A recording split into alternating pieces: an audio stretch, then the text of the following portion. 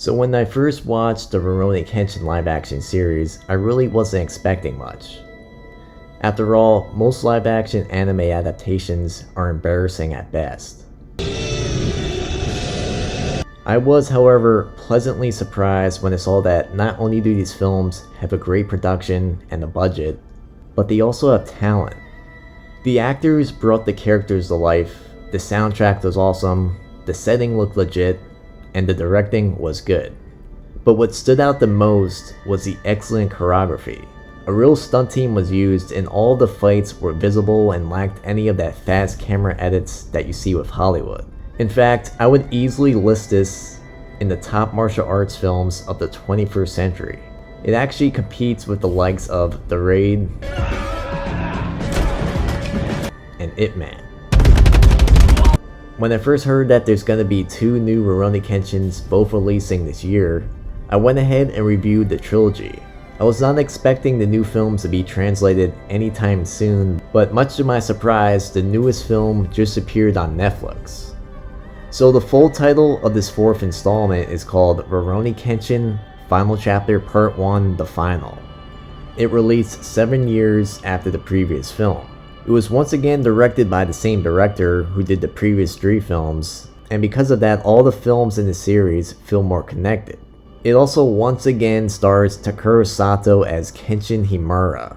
It also includes a few of the same actors from the previous films.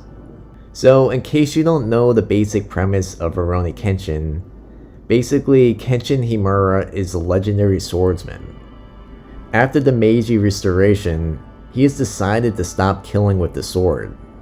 The wandering samurai Kenshin is now settled in Tokyo after the epic battle against the super terrorist Shishio, who was in parts 2 and 3 of the series. But the peace is shattered by the emergence of a new adversary from Kenshin's past, and he has a link to the Chinese mafia and could trigger an upheaval in the new government of Tokyo.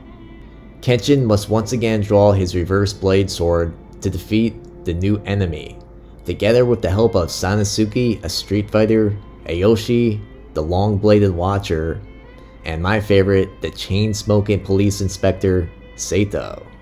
This film basically covers the final arc of the manga. So the first thing that I noticed about this film is it feels a lot darker and it deals with more serious themes than the previous 3 films.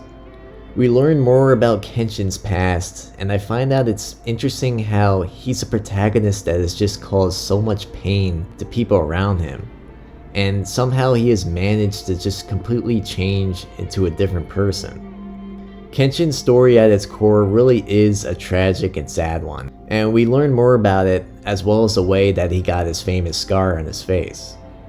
The soundtrack is once again outstanding and it really reflects the mood.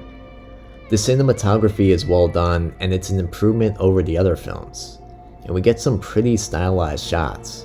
The choreography is also really well done, and the final fight was really impressive.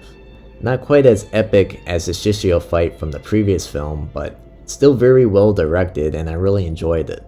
I also noticed that the fights in this one are a lot more bloodier and more brutal than in the previous films. Also, there's a lot of fights and action, so it's going to keep your interest, especially if you're really into fighting films. The effects and explosions have also really improved.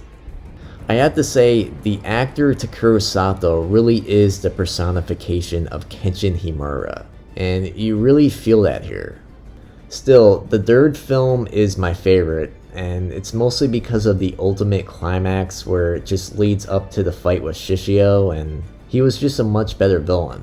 There's also some flaws to this film, and it's not perfect. For example, there's some really over-exaggerated acting in some of the scenes. There's also some pretty crazy costumes and moves. Also, the story doesn't always stick close to the anime, but I feel like if it did, it would look too anime-like.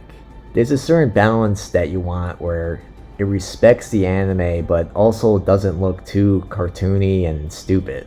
For the most part though, it does strike a good balance, but you will get some characters that look and act very anime-like. Mostly the villains, and it looks kinda goofy at times, but luckily it's not often. I can't really blame the production too much though, as this is still an anime adaptation, and it tried to keep these to a minimal. For the most part though, the setting and characters look very historical and in tune with the real world. The fighting is also very over the top, and I could just see people complaining that they want realism and they might not respect the fact that there's going to be people jumping very high and explosions that should have killed everyone.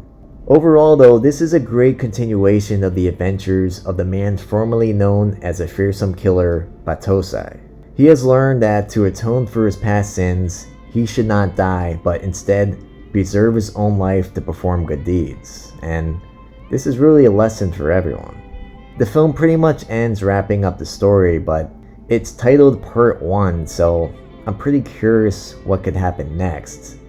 There's also an origin story releasing this year, and I'm pretty excited about that because it's going to show Kenshin in his old profession as a brutal assassin. So I recommend this film to anyone that's a fan of the series. It's not really necessary, but I recommend that newcomers start with the other films instead of this one. But if you want to just see some great fights and choreography, then I kind of recommend jumping into this one, but you might not get what the big deal is. This is an excellent series, and it's the best anime adaptation into live action I've ever seen. It's not perfect, but it's still so much better than any recent Hollywood action movie. Anyway, if you want to get the other 3 films, you could buy the entire trilogy on SamuraiDVD.com. And this new film is currently on Netflix. Thanks for watching.